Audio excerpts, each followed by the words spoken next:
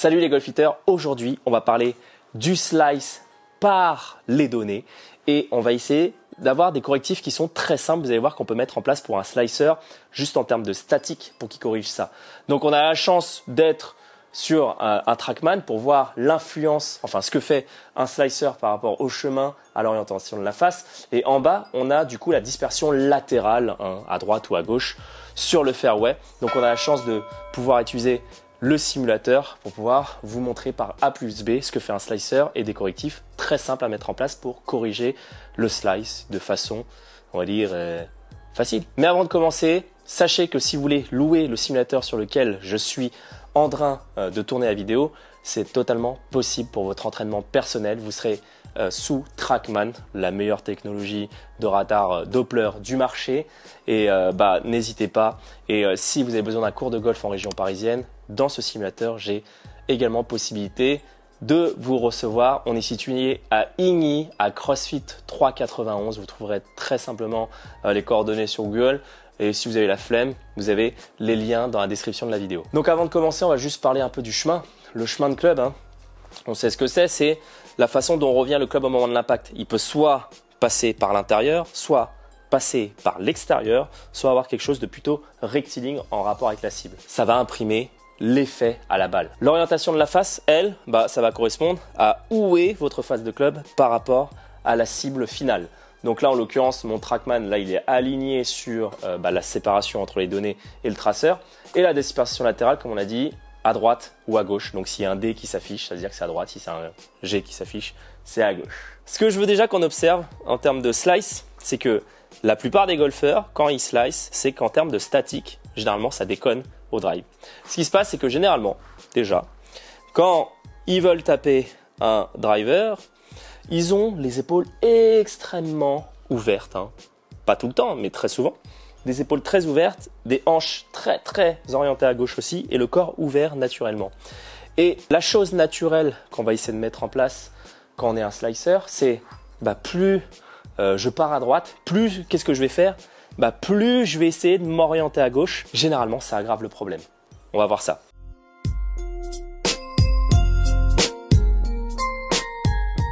Je vais essayer de créer un slice. On va déjà voir en termes de chemin, d'orientation de face et de dispersion latérale ce qui se passe.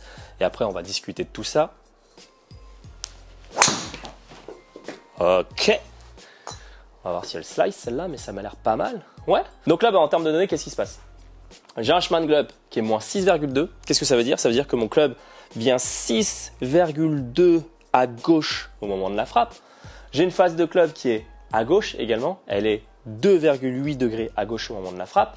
Et vous pouvez voir qu'en termes de trajectoire, ce qui se passe, c'est une balle qui part un peu à gauche parce que l'orientation de ma face est, elle, à gauche. Donc, elle part à gauche au niveau du tracé. Et qu'est-ce qu'elle fait ? Elle tourne trop à droite et elle finit 20 mètres à droite par rapport à ma cible initiale. Donc là, qu'est-ce qui va se passer dans la tête d'un slicer ? Lui, il va faire ça. Il voit qu'il va à droite, qu'il est 20 mètres à droite. Donc, il se dit, ok, donc là, j'ai pas envie de partir à droite. Il faut vraiment que je parte à droite. Pas que je parte à droite. Donc, je vais encore plus m'orienter à gauche. Ok. Et à partir de là, si je vais à gauche, il n'y a pas de raison que ma balle, elle parte à droite. Et c'est tout à fait légitime, intellectuellement, c'est tout à fait logique ce que vous êtes en train de vous raconter. Mais voilà, je me mets dans la tête d'un slicer. Je vois ma première balle que je tape, elle s'échappe 20 mètres à droite. Allez, je vais essayer de compenser ça. Je vais m'aligner encore plus à gauche et on va voir ce qui se passe. Ok, très bien. Je m'aligne encore plus à gauche. Donc là, qu'est-ce qui s'est passé en termes de données ? On peut observer que j'ai un chemin qui est encore plus à gauche. Ok ? Et j'ai créé un différentiel entre le chemin de la face encore plus important. Ce qui fait que ma balle tourne encore une fois à droite. Elle est moins à droite parce qu'en termes de centrage, je l'ai touché un tout petit peu au niveau de la pointe, ce qui a réduit l'effet de dispersion latérale. Mais vous pouvez voir que m'orienter encore plus à gauche, ça ne corrige malheureusement pas le slice. Je dirais même que ça l'amplifie. Et là, j'ai juste eu la chance d'avoir un centrage un petit peu pointe, ce qui fait qu'avec l'effet de bulge au niveau de la face de club, ça m'a permis un peu de contrer cette balle qui pourrait encore plus s'échapper à droite parce que le différentiel entre le chemin et l'orientation de la face est énorme. Là, ça veut dire quoi en termes de données si je me mets devant la balle ? Ça veut dire que ma face de club, elle n'est pas si mal. 2 degrés à gauche, c'est pas énorme en vrai. Ça veut dire que ma face, quand elle arrivait à l'impact, elle était certes un poil à gauche, mais ça veut dire que par l'orientation de mon corps, en essayant de m'orienter encore plus à gauche, j'ai amplifié le chemin de club qui venait encore plus faire ça. Prenez l'exemple, pour ceux qui ont fait du tennis de table ou du tennis, tout simple. Hein. En gros, ce chemin-là, c'est comme si, avec ma raquette de tennis de table, je venais essayer de choper la balle par en dessous pour venir imprimer un effet de coupé. Ou avec, au tennis, hein, c'est pareil, j'essaie un peu de passer en dessous pour venir essayer de la brosser par en dessous pour lui donner un effet de slice. Et c'est exactement le même principe que je suis en train d'effectuer là. Ma raquette de tennis ou ma raquette de tennis de table, je passe en dessous pour imprimer un effet de coupé. Et là, c'est exactement le même principe. Avec mon club de golf, je viens imprimer encore plus un effet de coupé en m'orientant à gauche.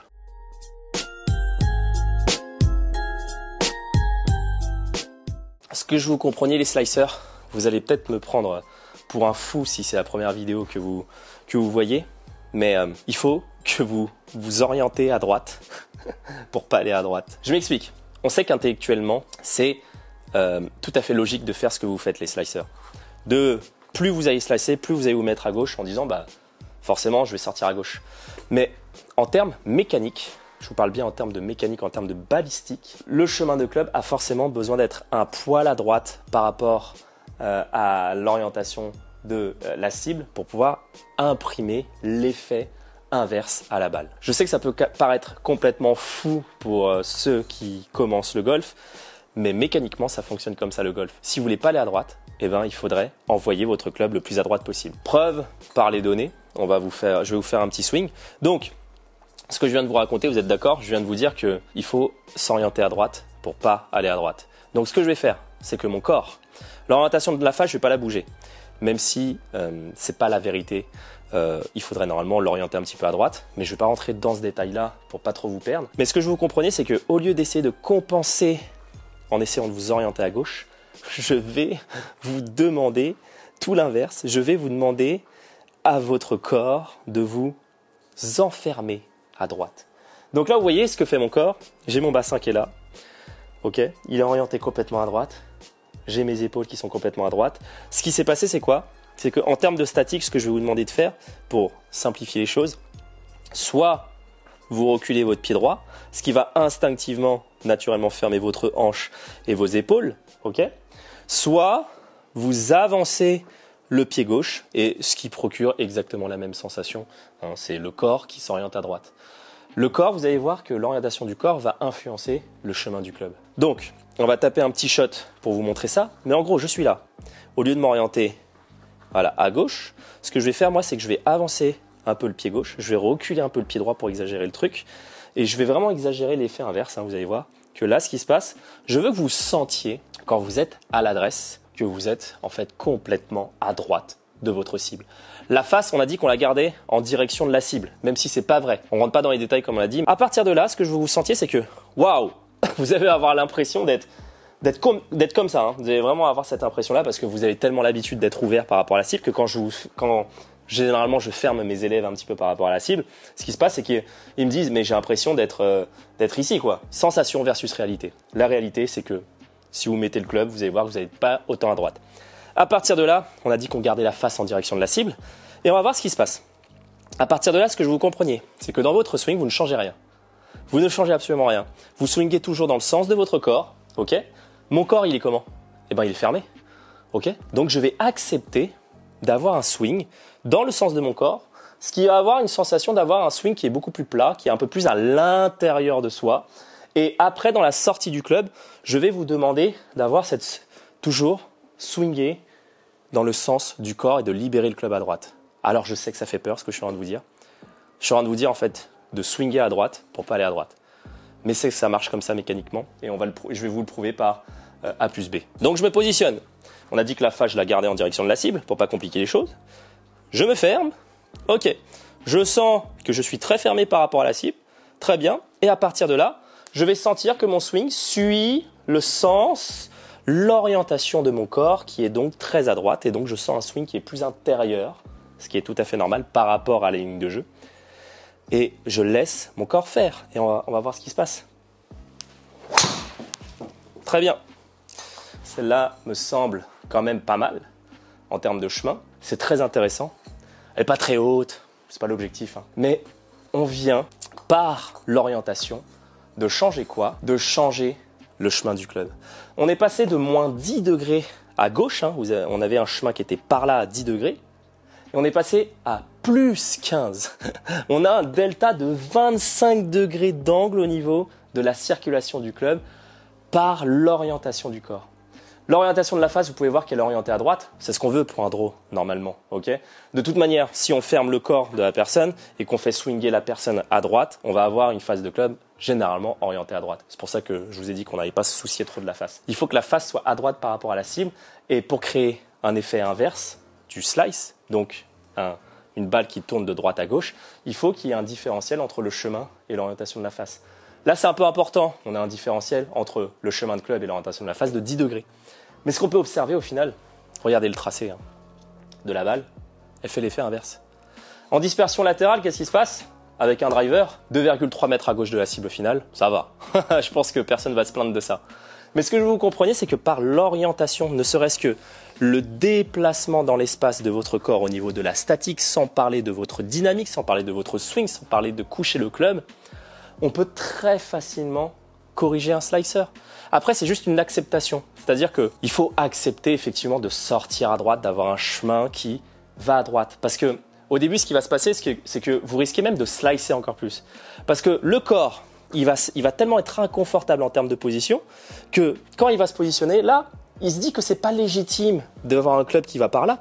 Donc c'est possible que vous soyez fermé, que vous vous mettiez dans cette montée-là, mais que ça vous paraît tellement inconfortable que vous me faites un énorme coup dans ce sens-là, ce qui va faire que le chemin ne changera pas. Accepter l'inconfort, c'est important. Le changement, l'évolution dans un swing de golf ne passe que par l'inconfort. Il faut être dans l'inconfort pour qu'il y ait une progression. Donc, quand vous vous sentirez au practice très fermé comme ça, je veux que vous fassiez des swings qui partent complètement à droite, quitte à mettre des balles à droite, parce que c'est pas très grave. Je vais essayer de vous en produire une pour vous expliquer ça, mais je vais vous montrer ça. Voilà, normalement celle-là, elle sort comme on veut.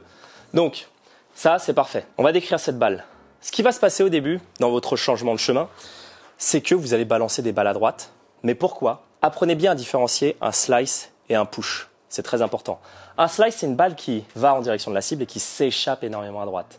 Un push, c'est une balle qui part toute droite à droite. Et ça a une différence fondamentale dans la compréhension quand vous allez vous entraîner. C'est que les premiers swings, quand vous allez vous mettre en place devant la balle, vous risquez de faire des pushs. Mais c'est la première étape avant de supprimer le slice. Pourquoi? Regardez, parlons encore une fois de données. Le chemin de club, il est comment? Il est à droite. C'est exactement ce qu'on veut, ok? On a une orientation de face de club, par contre, qui est de 8,7 degrés à droite. Ça veut dire que ma face, au moment de l'impact, elle est arrivée 8,7 degrés à droite. Qu'est-ce qui se passe? On a dit que l'effet se crée par le différentiel entre le chemin de club et l'orientation de la face de club. Vous voyez que le chemin est de 10, l'orientation de la face est de 9. On n'a qu'un seul degré d'écart. Un seul degré d'écart ne suffit pas à ramener la balle en draw. Donc ce que je veux que vous compreniez, c'est qu'en essayant de vous positionner sur un setup de draw avec un stance fermé, les premières balles que vous allez effectuer, si vous voyez des pushs, en tout cas les premières balles que vous allez effectuer seront probablement des pushs, et ben c'est pas grave parce que c'est le bon chemin. Votre chemin, il est à droite. Tout ce qu'il faudrait corriger, c'est l'orientation de la face de club. Donc à partir de là, c'est juste que en swingant à droite, vous maintenez cette face de club à droite parce que c'est encore un peu étrange pour vous. Donc ce qui fait que ma dispersion latérale est encore plus importante que mes slices de tout à l'heure. Mais c'est pas grave parce que j'ai compris qu'un push était déjà la première étape avant d'éliminer un slice. Oui, le push est la première étape pour éliminer un slice parce qu'on a besoin de faire sortir une balle à droite pour sortir un draw. Donc à partir de là, qu'est-ce qui se passe? Si je garde le même chemin de club, ok, je suis là, je garde mon corps fermé comme on a dit. Ok, les slicers, ils ont un autre problème, c'est l'orientation de la face, c'est qu'ils ont envie de la maintenir du coup au niveau de l'impact. Ils veulent absolument contrôler cette face de club, ce qui généralement provoque des faces ouvertes. Et bien ce que je vais vous demander, du coup, ça va être de relâcher beaucoup plus vos mains, sentir que le club, la tête de club est lourde au bout. Et pour ça, il faut accepter de relâcher les mains pour laisser les mains pouvoir refermer cette face de club au moment de l'impact.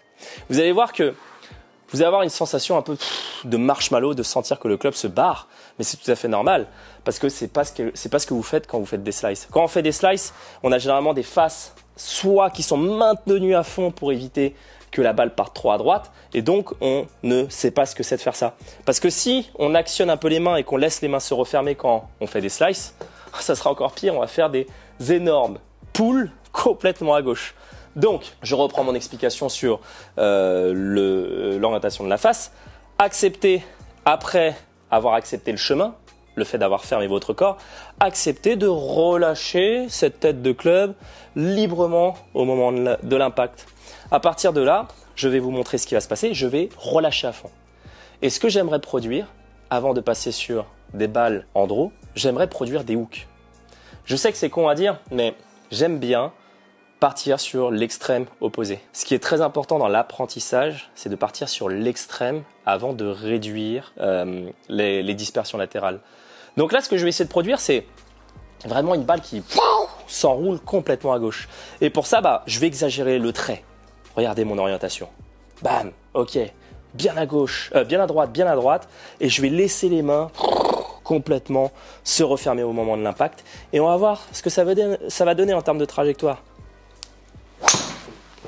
Ok, voyons voir le résultat. Très bien, c'est parfait. Donc là, j'ai tellement relâché finalement que vous avez vu que en termes d'orientation de face, ça y est, j'étais à 8 degrés tout à l'heure, je suis passé à 3, c'est très très bien. Mon chemin, j'ai gardé le même, 15, c'est trop important, on est d'accord, c'est énorme, 15 à droite.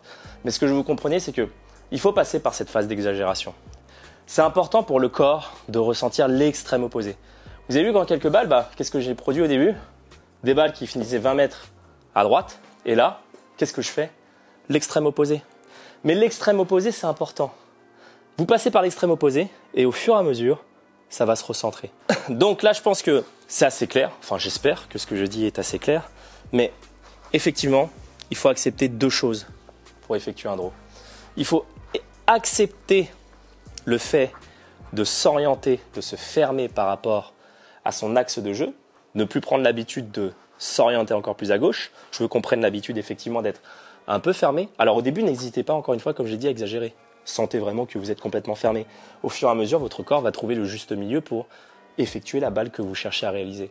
Mais au début, clac, on exagère à fond. À partir de là, deuxième chose qu'il faut chercher, relâchement au niveau de la tête de club pour que la face de club puisse se refermer. Relâchement au niveau des mains pour que la tête de club puisse se relâcher. Vous avez compris l'idée. Mais si vous relâchez vos mains, la tête de club va avoir la possibilité de se refermer. N'essayez pas de la maintenir. Okay ? Je sais que c'est des nouvelles sensations que vous allez développer, mais c'est important. Donc, je récapitule. Je me mets square, square. À partir de là, j'écarte les pieds. J'avance le pied gauche ou je recule le pied droit. Et à partir de là, si je fais ça, je laisse mon bassin s'orienter à droite, mes épaules s'orienter à droite. Et deuxième sensation que je veux choper, je laisse le club swinger dans le sens du corps. À partir de là, au moment de l'impact, je relâche la pression au niveau des mains et je balance vers la droite. Allez, on va voir ce qui se passe.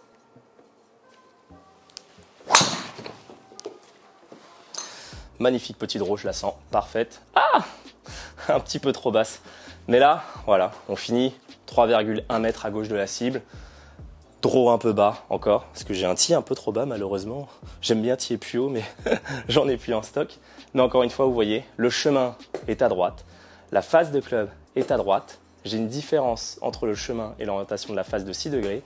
Ce qui me permet d'avoir une balle qui part à droite, parce que l'orientation de la face de club au moment de l'impact est 6,5 degrés à droite. Et par le différentiel du chemin et de la face, ma balle revient au milieu de la cible et finit 3,1 mètres à gauche de la cible finale.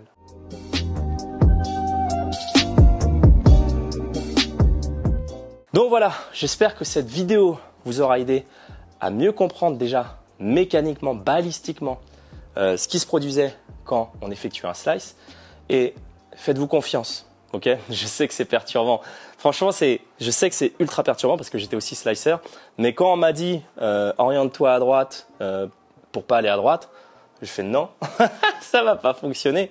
Donc, faites confiance au processus parce que le club de golf fonctionne dans ce sens-là, comme on vient de le montrer par les données. Et je peux vous assurer que si vous vous autorisez à sortir à droite, à laisser vos mains passer tranquillement, eh ben, on arrivera sur des petits draws, tranquilles comme ça, qui vont de plus en plus en direction de la cible. Mais n'oubliez pas, avant ça, n'hésitez pas à exagérer les trajectoires. Faites-moi des quick hooks, faites-moi des balles qui s'échappent complètement à gauche pour sentir l'extrême opposé du slice. Vous allez voir qu'au fur et à mesure, vous serez capable de plus en plus de contrôler le draw. Donc voilà, les amis, c'est la fin de cette vidéo. Si la vidéo vous a plu, n'oubliez pas de liker la vidéo pour me soutenir et à vous abonner si ce n'est pas encore fait.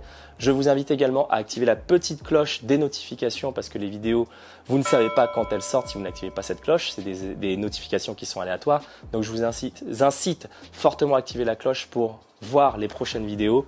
Et moi, quant à moi, il ne me reste plus qu'à vous souhaiter un très bon golf à tous. Allez, ciao!